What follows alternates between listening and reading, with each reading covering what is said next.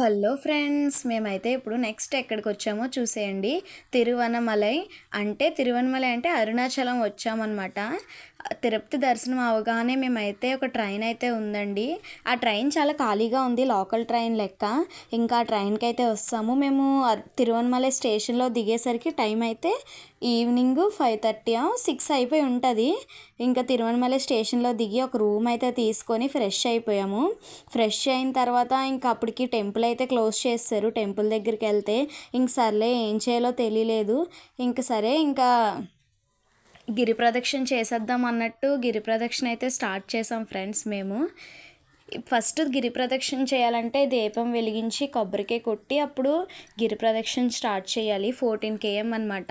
నేను అనుకున్నాను ఫస్ట్ గిరి ప్రదక్షిణ స్టార్ట్ చేసినప్పుడు ఏముంది ఎక్కువ నడరేమో, ఇది మామూలు రోజులు కదా, పౌర్ణమి రోజు అయితే ఎక్కువ నడుస్తారు అనుకున్నాం. కానీ క్రౌడ్ ఎలా